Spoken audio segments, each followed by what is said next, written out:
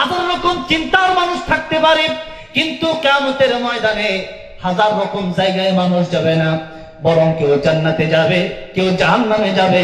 আমরা যেতে চাই কোথায়? জান্নাতে যেতে চাই। ওই যে জান্নাতের অথবা জাহান্নামের চিরস্থায়ী জীবন শুরু হয়ে যাবে, আর কেউ মরবে না, আর কোনদিন মরণ হবে না। সেজন্য মরতে আমাকে হবে। আল্লাহ রাব্বুল আলামিন সেজন্যই মরণের কথাটা আগে বলেছেন, কারণ এই জীবন জীবন নয়, আরো জীবন আছে। এই জীবন নিয়ে যাবে সে জীবনের কাছে, সেটাই হলো আখিরাতের জীবন। সেটা কোন জীবন? আখিরাতের জীবন। ভাইরা বাবাজিরা, তাহলে বলেন তো মরা লাগবে কি লাগবে না? নবীজি বলছেন এবার, যা দুনিয়া মাজরাআতুল আখিরা, দুনিয়া হচ্ছে বাজার করার জায়গা, এখানে বাজার করে জান্নাতে যাও। দুনিয়া হচ্ছে আখিরাতের জন্য ক্ষেত স্বরূপ। যারা কৃষি কাজ করে দেখবেন 4 মাস 5 মাস সময় লাগায় ধান খেতে ধান লাগায়, অথবা ফলের চাষ করে, এরপরে ধান বিক্রি করে অথবা ফল ফলাদি এগুলো বিক্রি করে এরপরে আর 6 মাস বসে খায়। ঠিক তেমনি ভাবে এই দুনিয়ায় আমাদের জন্য কর্মক্ষেত, কাজের জায়গা। এই দুনিয়া বাজার করার জায়গা। আখিরাতের জন্য এখানে বাজার করতে হবে। বাজার কিভাবে করবেন? নেকামল যত করবেন বাজার তত হবে। ঈমান আর নেকামল যা থাকবে আল্লাহ তারই জান্নাতের মালিক বানাবেন। কোন সুবহানাল্লাহ। তাহলে মরণটা আসলে আমাদের আগে আর জীবনটা পরে, এটা হলো এক কথা। এটা কথা হচ্ছে মূল জীবন, যেই জীবনে শুরু আছে শেষ নাই, যেই জীবনে শুরু আছে শেষও আছে, এটাকে জীবন বলা হয় না। এটাই কি বলা হয় না? এটা অল্প সময়ের জন্য। কারণ আল্লামা জাকারিয়া রাহমাতুল্লাহি আলাইহি বলে যে এই পৃথিবীর মানুষ যখন জন্ম নেয় তখন ডান কানে আযান আর বাম কানে ইকামত দিয়ে দেওয়া হয়। তাহলে বলেন তো, নামাজের আগে যখন আযান দেওয়া হয়, ইকামত দেওয়া হয়, এরপরে ইমাম সাহেব কি আল্লাহু আকবার কইতে বেশিক্ষণ দেরি করে নাকি? ইমাম সাহেব কয় যে একটু চাটা খাইয়া পর আইতাছি বাজার, এটা কয় নাকি? আযান শেষ হয়ে গেছে, ইকামত শেষ হয়ে গেছে, সাথে সাথে আল্লাহু আকবার বলে ইমাম সাহেব দাঁড়ায় গেছে। আমার আপনার জন্মের সময় আযান শেষ হয়ে গেছে, ইকামত শেষ হয়ে গেছে, জানাজার নামাজের আর বেশিক্ষণ বাকি নাই। আল্লাহ যখন বলবে রূহ চলে আসো, রূহ যখন চলে যাবে, আযান শেষ, ইকামত শেষ। এখন বিষয়টা এমন না যে আমি আরো বহুদিন বাঁচবো, এরপরে মরণ হবে, একটু পুচ্চা মুচ্চা সুদ ঘুষ খাইয়া লইছি। বিষয়টা কি এমন? বিষয়টা কিন্তু এমন না। আল্লাহ নবী, বিশ্ব নবী রাহমাতুল লিল আলামিন বলেন, ও আমার সাহাবীরা, তোমরা জীবনের গ্যারান্টি কতক্ষণ দিতে পারো? কেউ বলে ইয়া রাসূলুল্লাহ, ইয়া হাবিবাল্লাহ, আসর থেকে মাগরিব পর্যন্ত বাঁচতে পারবো কিনা জানি না। কেউ বলে ইয়া রাসূলুল্লাহ, আজকে রাতে ঘুমাইলাম, উঠতে পারবো কিনা জানি না। ইয়া রাসূলুল্লাহ, আজকে দিন বেঁচে আছি, রাত বাঁচবো কিনা জানি না। আমার নবী কোন সাহাবীরা, তোমাদের কাছে মালাকুল মউত আসলে অনুমতি হয়তো নেবে না। অনুমতি যদি না নেয়, এত লম্বা গ্যারান্টি কেমনে দাও?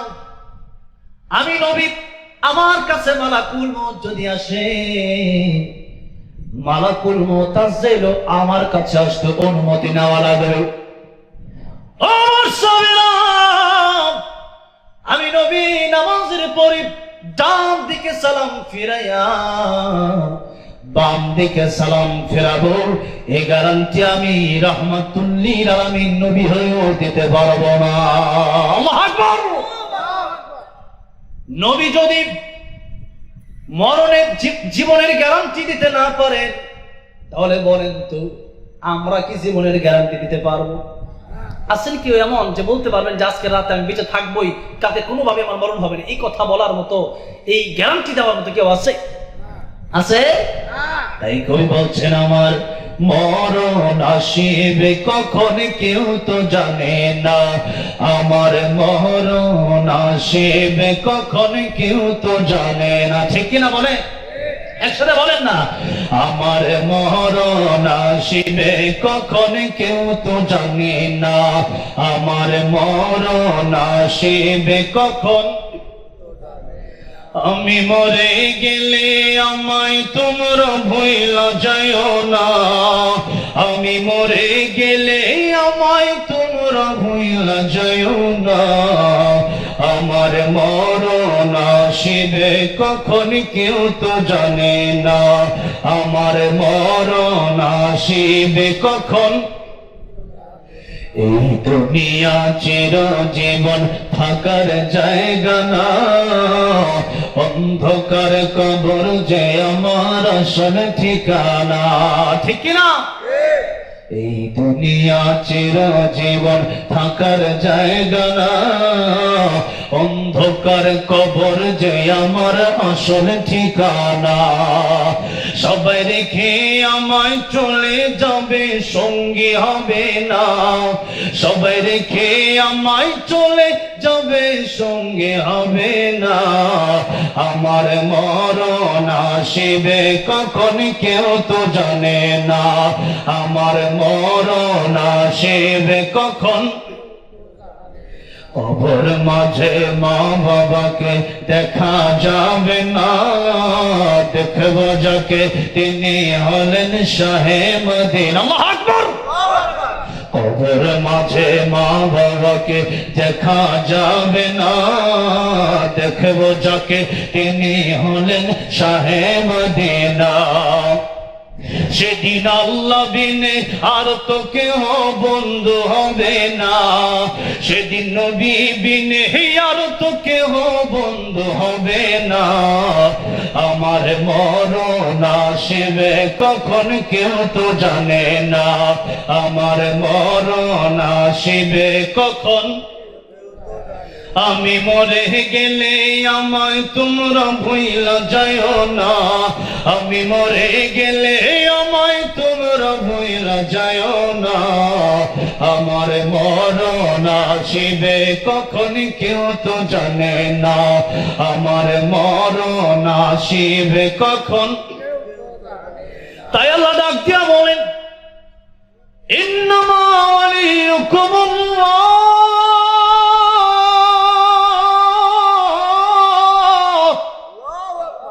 বন্ধু যদি বানাইতে হয় আমি আল্লাহকে তোমরা বন্ধু বানাও, কারণ যখন তোমার কেউ আপন ছিল না আমি আল্লাহ তোমার আপন ছিলাম, আবার তোমার যেদিন তোমার আপন কেউ থাকবে না সেদিন আল্লাহ তোমার আপন হয়ে যাব।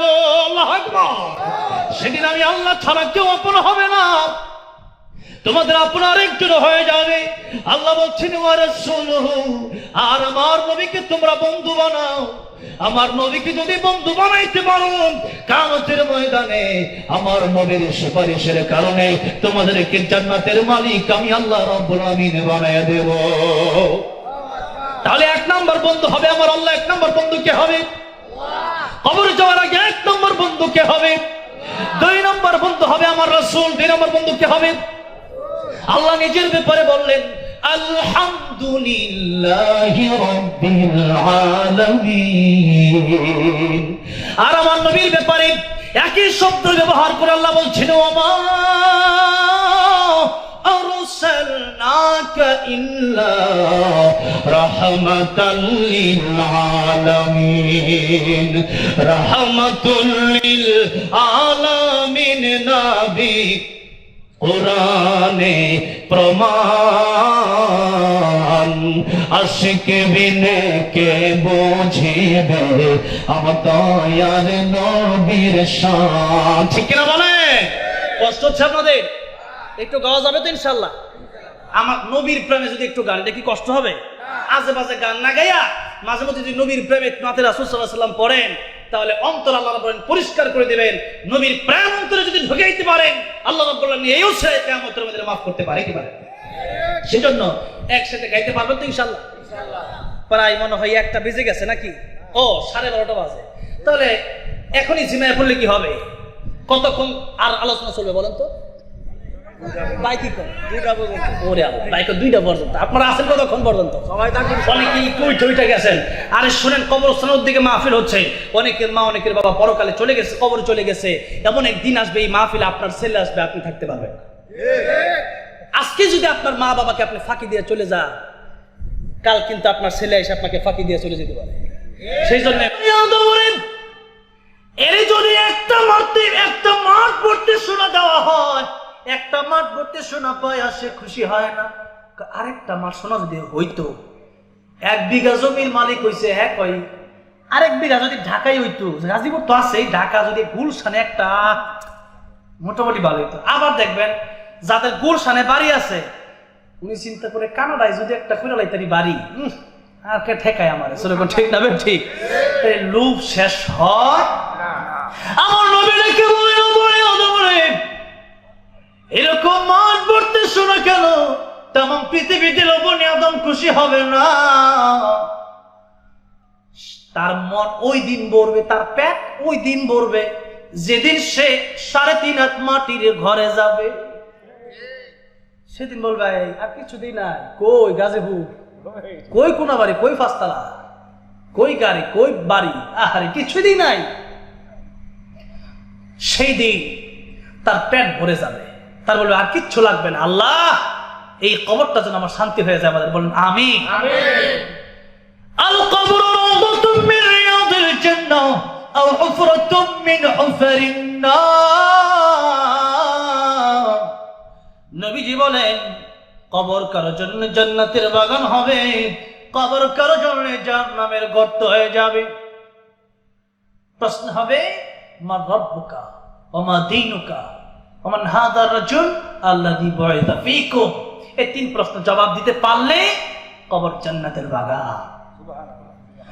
আল্লাহর পরিচয় যদি দিতে পারেন, রবের পরিচয় যদি দিতে পারেন, সেই জায়গায় যদি দ্বীন ইসলামের পরিচয় যদি দিতে পারেন, আমার নবীর চাপ তারাই চিনবে যারা আমার নবীর পাগল ছিল। যারা আমার কি কার পাগল ছিল? নবীর পাগল ছিল। যারা নবীর দিদার যদি নসিব হয়ে যায়, সে ব্যক্তির জন্য জাহান্নাম হারাম হয়ে যায়। সেই নবীকে আল্লাহ যেন আমাদেরকে একবার হইলেও স্বপ্নে যুগে দিদার নসিব করে দেন, বলেন আমিন। আমার নবী বলেন, মান যারা কবরি ওয়াজাবাত লাহু শাফাআতি। যে ব্যক্তি আমার কবর জিয়ারত করবে, সে ব্যক্তির জন্য কিয়ামতের ময়দানে আমার সুপারিশ নসিব হয়ে যাবে। ইয়া রাসূলুল্লাহ, ইয়া হাবিবাল্লাহ, ইয়া রাসূলুল্লাহ, পাই যদি নবী গো আপনার দিদার, পাই যদি নবী গো আপনার দিদার, মতের যন্ত্রণা থাকবে না আমার। পাই যদি নবী গো আপনার দিদার, মরণের যন্ত্রণা থাকিবে না আমার। দয়া যে করিয়া দিয়েন গো দিদার, দয়া যে করিয়া দিয়েন গো দিদার। ইয়া রাসূলুল্লাহ, আরে জোরে জোরে, ইয়া রাসূলুল্লাহ, মুনকার নাকির আসিয়া সওয়াল করবেন বসায়া, মুনকার নাকির আসিয়া দিও গো নবীজি পর্দা উঠাইয়া, দিও গো নবীজি পর্দা উঠাইয়া, দেখিব তোমায় নয়ন ভরিয়া, দেখিব তোমায়। ইয়া রাসূলুল্লাহ, ইয়া হাবিবাল্লাহ, বলেন ইয়া রাসূলুল্লাহ, ইয়া হাবিবাল্লাহ, নবীর মুহাব্বত, ইয়া রাসূলুল্লাহ, ইয়া হাবিবাল্লাহ, ইয়া রাসূলুল্লাহ, ইয়া হাবিবাল্লাহ। আমার ভাইরা, আমার বাবাজিরা, আমার নবী ডেকে বলছেন, ও পৃথিবীর মানুষ, কবর যেদিন শোয়া দেওয়া হবে, এই সম্পত্তি তোমার সাথে আসবে না, বাড়ি গাড়ি তোমার সাথে আসবে না, আমি নবী কিন্তু তোমার সাথে থাকবো। সুবহানাল্লাহ জোরে বলে। এই বাড়ি গাড়ি তোমার সাথে আসবে না। তাহলে 1 নাম্বার ভাই হলো তোমার সম্পদ। এবার নবী বলেন তোমার 2 নাম্বার ভাই হলো তোমার আত্মীয় স্বজন। 2 নাম্বার ভাইয়ের নাম কি? আরে দুনিয়ায় যত টাকা পয়সা ইনকাম করি স্ত্রীর জন্য, পুরুষ বাসে অন্যের জন্য, পুরুষ বাসে অন্যের জন্য। এই পুরুষ নারীর জন্য ইনকাম করে, মা বাবার জন্য ইনকাম করে, সন্তানের জন্য ইনকাম করে। দেখা গেছে এমন হয় বাবা তার সন্তানকে আর স্ত্রী, স্বামী তার স্ত্রীকে আর সন্তান তার মা বাবাকে দেখতে গিয়া নিজেও 3 বেলা ভালো খাবার খেতে পারে না, ভালো একটা কাপড় পরতে পারে না। সন্তানের জন্য বাবা ভালো ভালো ঈদের কাপড় কিনতে গিয়া ঈদের সময় দেখা যায় বাবা ওই 3 বছর 4 বছর আগে জুতা নিয়া, আর মা ওই 3-4 বছর আগের শাড়ি পরে পরে ঈদ করে। এমন মা বাবার ঘটনা আছে না? অন্যের জন্য বাঁচে। আহারে নবী যে একদিন কবরের পাশে দিয়ে যাচ্ছেন, আমার নবী তো কবরের আযাব দেখতেন। কবরের আযাব তিনি দেখলেন যে একটা যুবকের কবরের আযাব হয়। আমার নবী দোয়া করলেন, আল্লাহ গো কবরের আযাব তুমি মাফ করে দাও। আল্লাহ মাফ করে না? নবী তিনি তো রাহমাতুল লিল আলামিন নবী, নবীর দোয়াটা কবুল হয়ে যায়। সেই নবীর দোয়া, সেই নবীর দোয়া আজকে কবুল হয় না। একবার 2 বার 3 বার কবর আযাব মাফ হয় না। নবীজি ডেকে বলেন, আল্লাহ রাব্বুল আলামিন কবর আযাব মাফ হয় না। আমি নবী দোয়া করলে ডাইরেক্ট তুমি কবুল করো। আজকে 3 বার দোয়া করলাম, আল্লাহ তুমি কবুল করলা না, কারণটা কি? আমার আল্লাহ কয় জিবরাইল আমার নবীর কাছে যাও, আমার নবীর কাছে গিয়া বলবো আমার নবী সারা জীবন যদি দোয়া করে আমি কবুল করব না, তার মা যতক্ষণ পর্যন্ত তারে মাফ দিবে না, আমি নবীর দোয়াও ততক্ষণ কবুল করব না। এই হচ্ছে মা। জিবরাইল ডেকে বলেন, ইয়া রাসূলুল্লাহ তার মা তারে মাফ করতে হবে। নবী বলেন তার মা কি বেঁচে আছে? জিবরাইল আমিন বেঁচে আছে। নবীজি বলেন, ও সাহাবীরা তার মাকে আমার সাথে সাক্ষাৎ করার ব্যবস্থা করে দাও। সাক্ষাৎ হয়ে গেল। নবী বললেন এটা কার কবর? যুবকের মা ডেকে বললেন, ইয়া রাসূলুল্লাহ আমার সন্তানের কবর। নবীজি ডেকে বলেন, ও যুবকের মা এই কবরে আযাব হয়। আমি নবী তো কবরের আযাব দেখি, আপনি তো দেখেন না। মহিলা এটা কি তোমার সন্তান? আসলেই বলে হ্যাঁ। আমার নবী তো রহমতের নবী, আমার নবী সইতে পারেন না। দেখতে বলেন, যুবকের মারে তোমার এই সন্তান কি তোমার সাথে কোনো বিয়াদবি করেছে? মহিলাকে বলে, ইয়া রাসূলুল্লাহ এই সন্তানটা স্ত্রীর পক্ষ নিতে গিয়ে একদিন আমাকে আঘাত করেছিল। সে আঘাত এখনো পর্যন্ত আমি বলি নাই গো নবী। ইয়া রাসূলুল্লাহ ইয়া হাবিবাল্লাহ তার কবরে আযাব হইলে হোক, আমি তারে মাফ করব না। আমার নবী কই, যুবকের মারে তুমি তো কবরে আযাব দেখো না, তোমার সন্তানের কবরে আযাব দেখলে মনে হয় তুমি সইতে পারবা না। আমার নবী তার উম্মতের জন্য কত মায়া রে। আমার নবী ডেকে বললেন, ও যুবকের মা তুমি কি তারে মাফ করবা না? মহিলা ডেকে বলে, ইয়া রাসূলুল্লাহ তারে আমি মাফ করতে পারবো না। আমার নবী আমার আল্লাহকে ডেকে বললেন, ও আল্লাহ এই মহিলাকে আমাকে যেমন তুমি কবরে আযাব দেখাচ্ছ, আমার নবী একদিন বললেন আমার মনে হয় আমার উম্মতকে আমার আল্লাহর কাছে আমি দোয়া করি এই উম্মতকে যেন আল্লাহ কবরে আযাব দেখার সুযোগ দিয়ে দেয়। কিন্তু আমি নবী কেন দোয়া করি না জানুনি? কারণ হচ্ছে এই উম্মত যদি কবরে আযাব দেখে, তার মায়ের লাশ নিয়ে কবরে যাবে না, বাবার লাশ নিয়ে কবরে যাবে না, ভাইয়ের লাশ নিয়ে কবরে যাবে না, কবরে আযাবের ভয়। যে আমার ভাই কত গুনাহ করছে, এরে যদি কবরে রাখি কবরের চাপ আমি সইতে পারবো না, সাপের কামড় আমি সইতে পারবো না, জাহান্নামের আগুন আমি সইতে পারবো না। সেই জন্য নিজের ভাই নিজের বাইরে কবরে রাখবে না, সন্তান তার মা বাপের কবরে রাখবে না, নাতি তার দাদারে দাদিরে কবরে রাখবে না, নানারে নানিরে তার নাতি কবরে রাখবে না, বাবা মা তার সন্তানকে কবরে রাখবে না। এই জন্য নবী বলেন আমি আল্লাহর কাছে বলিও না, কারণ দুনিয়ার মানুষ সইতে পারবে না। আমার নবী দোয়া করলেন, আল্লাহ এই মহিলাকে তুমি কবর আযাবটা দেখার ব্যবস্থা করে দাও। আমার নবীর দোয়া কবুল হয়ে গেল। এবার আমার আল্লাহ রাব্বুল আমিন ডাক দিয়া বলেন, নবী আমার আপনার দোয়া কবুল করে নিলাম। যেই মাত্র মহিলা দেখলো তার সন্তানের কবরে আযাব হয়, মহিলা চিৎকার মেরে বেহুশ হয়ে গেছে। আল্লাহু আকবার। যেই মাত্র বেহুশ হয়ে গেছে, জ্ঞান ফেরার পরে আবার ডাক দিয়ে বলে, ইয়া রাসূলুল্লাহ, ইয়া হাবিবাল্লাহ, কবর আযাব যে এত কঠিন আমি বুঝতে পারি নাই। ইয়া রাসূলুল্লাহ, ইয়া হাবিবাল্লাহ, আমার সন্তানের আযাব নিজ চোখে দেখে আমি সইতে পারি নাই। আমি তো মা, যত কষ্ট হোক না কেন এটা আমি আর মনে রাখতে চাই না। ইয়া রাসূলুল্লাহ, আমি রাতের এই মুহূর্তে মাফ করে দিলাম।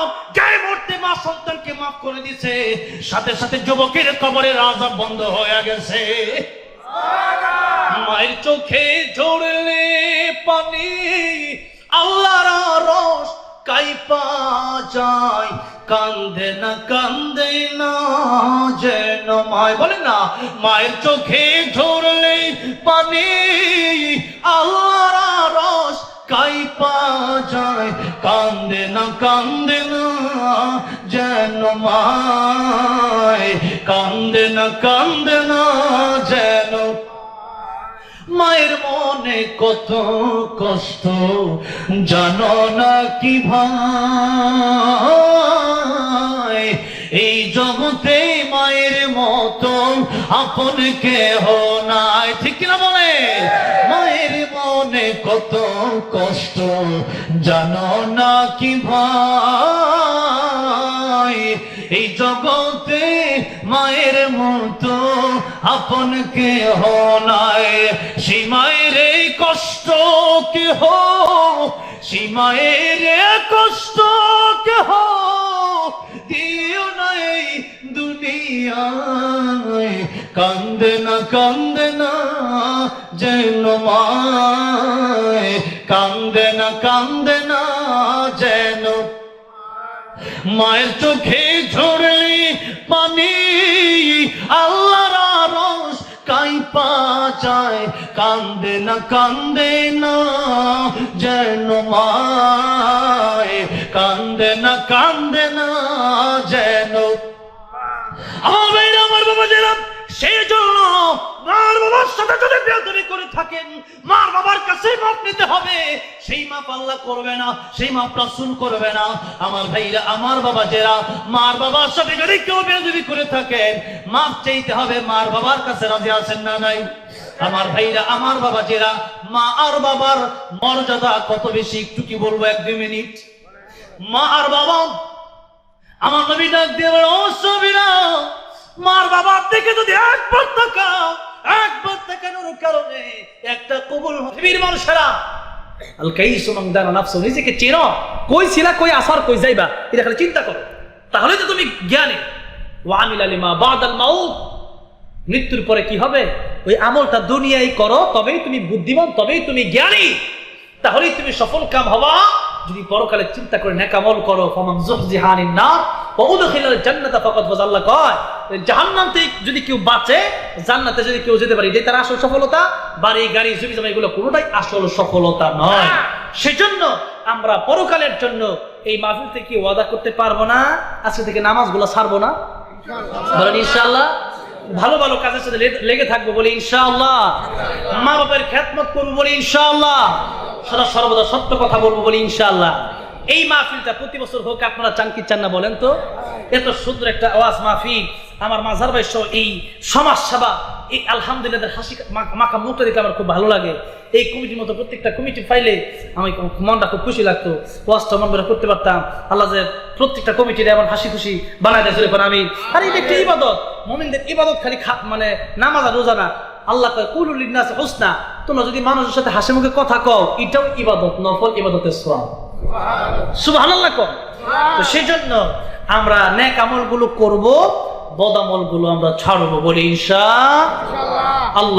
সূরা মুলক আমরা প্রতি রাতে তেলাওয়াত করব, কিয়ামতের ময়দানে নবীর সুপারিশের জন্য নবীর সুন্নাত আমরা আঁকড়ে ধরব, বলি ইনশাআল্লাহ।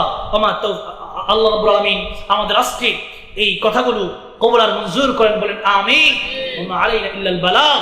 ভাইরা আমার, বাবাজিরা আমার, এই মাহফিলটা কবরস্থানের উদ্যোগে যেহেতু আয়োজিত, আর এক দুইটা গজল আমি গাবো ইনশাআল্লাহ, এক দুইটা আবদার আছে। কিন্তু তার আগে আমি 30 জন ব্যক্তি চাই, কোরআন শরীফ যদি 30 জন ব্যক্তি চাই, 1000 টাকা করে আজকে অথবা পরে ব্যবসা বাণিজ্য ঠিক থাকলে 1000 টাকা করে এই সংগঠনের জন্য, কবরস্থানের জন্য এবং সমস্যা 2 জন ভাই। আরেকটা ভাইয়ের নাম হলো নেকামল। আরেকটা ভাইয়ের নাম কি? আরেকটা ভাইয়ের নাম হলো নেকামল। আরেকটা ভাইয়ের নাম হলো আল্লাহর হুকুম। আরেকটা ভাইয়ের নাম হলো কোরআন। আরেকটা ভাইয়ের নাম হলো আমার নবীর তরিকা, আমার নবীর সুন্নাত। আরেকটা ভাইয়ের নাম হলো কোরআন শরীফ। আরেকটা ভাইয়ের নাম হলো নামাজ। আরেকটা ভাইয়ের নাম হলো রোজা। যত আমল আছে নেক আমল, মানুষ মরে যাবে কিন্তু তার নেক আমল গুলা বেঁচে থাকবে, ঠিক না? ঠিক বলে। यहाँ हम सब मुसाफिर हैं, वही आखिर ठिकाना, कोई आगे रवाना है, कोई पीछे रवाना। আসার সিরিয়াল আছে, দাদা বাবা নাতি যাওয়ার কোন সিরিয়াল আছে? সিরিয়াল নাই। এই কোনাবাড়ি যদিও আমি আসছি এত কাছে, থাকার জন্য আসি নাই, আবার চলে যেতে হবে আমার গন্তব্যে। ঠিক তেমনি ভাবে দুনিয়া যারা আসছি থাকার জন্য আসি নাই। ইহা হাম সব মুসাফির হাই, ওহি আখির ঠিকানা। এটা আমার মুসাফিরের জায়গা। এখানে মুসাফির হিসাবে আসছি মানে কি আমার ঘর বাড়ি আমার সব উড়াই লইছি নাকি এই জায়গায়? না। কেন নিয়ে আসি নাই? খালি কোন রকমের কাপড় সাপড় লইয়ে এসেছি, আর কিছু লইয়ে এরকম কেলিগা যে এই কোনাবাড়ি আমার থাকার জায়গা না, আমি থাকি বুট বাজার। আমি থাকি কই? বুট বাজার। তাহলে বুট বাজার থাকলে কোনাবাড়ি আসলে আমি জানি যে এখানে একটু পরে আবার যাওয়া লাগবো না। তো এখন দুনিয়াটা হইলে এমন যে এখানে আসলে থাকার জন্য আসি। এখন আসলাম কোথায়, ছিলাম কোথায়, আর যাবো কোথায়, এটা আমাদের একটু বুঝতে হবে। বুঝেই আমরা অশ্বাস করে দেবো। আমরা যদি জিজ্ঞেস করে আপনার বাড়ি কই, কোন জায়গায় আসছেন, আর কি জন্য আসছেন, আমি যদি জবাব না দিতে পারি, আর যদি বলেন কই যাবেন, আমি যদি কই তুমি তাই জানি, শহীদ হয়েছ তুমি তাই জানি, কারাগারে কাটালে 13টি বছর, বাতিল কেঁপেছে তোমায় দেখে থর থর, ঠিক না ঠিক? তুমি যে ছেলে মোদের নয়ন মনি, শহীদ হয়েছ তুমি তাই জানি, আল্লামা সাঈদী তুমি মরণে, শহীদ হয়েছ তুমি তাই জানি, শহীদ হয়েছ তুমি তাই জানি। দেখা তো হবে না আর এই জীবনে, দেখা হবে জান্নাতে ফুল বাগানে, এই আশা কবুল করো আল্লাহ তুমি, শহীদ হয়েছ তুমি তাই জানি, শহীদ হয়েছ তুমি তাই জানি, আল্লামা সাঈদী তুমি মরণি, শহীদ হয়েছ তুমি তাই জানি, শহীদ হয়েছ তুমি তাই জানি। আল্লাহ আল্লামা সাঈদীর কবরকে জান্নাতের উচ্চ মাকাম বানায় দেন, পড়েন আমিন। এরপরে দিচ্ছে মদিনার সুরে আজান। কে কে শুনবেন হাতটা উঠান। 2 ঘন্টা 2.5 ঘন্টা। এই যে আমার ভাইও বক্তা, আমার ভাই কয় কারি উবাইদুল্লাহ, ভাইয়ের কণ্ঠ মাশাআল্লাহ, ভাইয়ের আব্বা আজান শহীদুল্লাহ ভাই সাহেবের কণ্ঠ মাশাআল্লাহ দারুণ। আজকে তো টাইমটা শেষ, নেন কইতাম যে আমনের একটু ওয়াজ শুনা যায়। আল্লাহু আকবার কর। আল্লাহু আকবার। আমার বয়ান করছে 1 ঘন্টা। বয়ান করছে না, আমার ভাগ্যটা খারাপ, আসলে শুনতে পারিনি। সমস্যা নাই, আমি এখানে আসছি, আসার লগে লগে কইছে 9 তারিখে টাঙ্গাইলে একটা মাহফিল, আমি কি ফাইনাল জোরে কোন মারহাবা। আচ্ছা একটা কথা কইয়ে দিই। আচ্ছা হুজুর, এখানে হুজুর আছে, আপনার লগে যে মাহফিলটা নিছি, আপনার কোনো বাজেট করছি? আমি কিন্তু বাজেট করি নাই। কয়দিন আগে একটা ফর্ম বাইরে দিছি, কারণ 60,000 টাকা একটা ফর্ম বাইরে দিছে না? হ্যাঁ। আপনারা দিছেন কত? 20,000। আচ্ছা 20,000 আমরা কিন্তু কই নাই। কারণ আমি কইয়া লই কই নাই, কন্টাক্ট করি নাই। না না আমি কথাটা কইয়া লই আমার বিরুদ্ধে ছড়াইছে 60,000 ছাড়া আমি যাই না। আমি হুজুরের আজকে মাহফিল একটা নিছি হুজুরের কাছ থেকে, আমি কইছি হুজুর আপনার কাছ থেকে কোনো বাজেট করছি আমি? হুজুরে কইছে আমার এক বক্তা 60,000 চাইছে। আমি কই আমার নিবেন টিয়া দিলেও ভালো, না দিলে আরো ভালো যান। ওনারা যখন গেছে আমি তো মাত্র 20,000 দিছাইয়া বসছি, তাহলে আমি জানি 20,000 দিছাইয়া